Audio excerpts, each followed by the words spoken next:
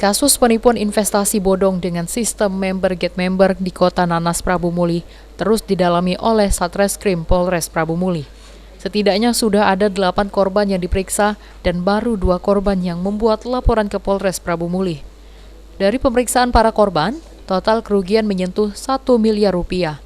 Penyidik Polres Prabu Muli juga sudah menyita buku tabungan milik tersangka dan suaminya, serta juga bukti transfer dan 1 unit handphone yang digunakan tersangka untuk mencatat transaksi investasi turut diamankan.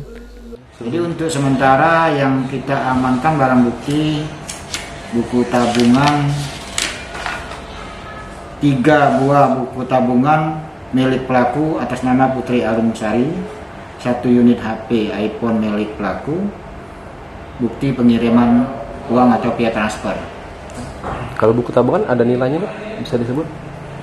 Sementara belum, nanti kita akan lihat selidiki melalui pihak bank. Nanti akan kita buka, jadi belum kita jelaskan berapa isinya.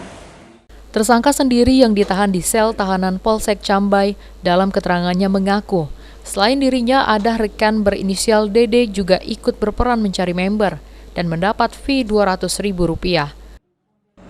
Kalau member aku cuma 30-an, Pak. 30 itu lah ya? Iya. Kalau total seluruhnya sama yang di bawah kita ada berapa total? Kalau yang owner aku Wiko itu 100-an lebih, aku juga tidak tahu, Pak. Tapi di bawah kita juga kan? Yang 2 kaki ini di bawah kita juga kan? Sebenarnya sama itu tuh. Iya, di bawah kita kan? Kaki kita dia menjatuhkan yang 2 ini kan?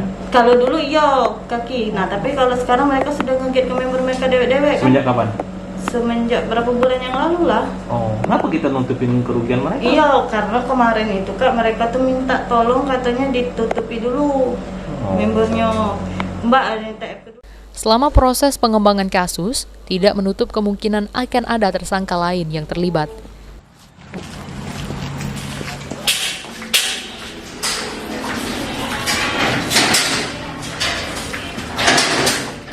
Beni Firdaus, PAL TV.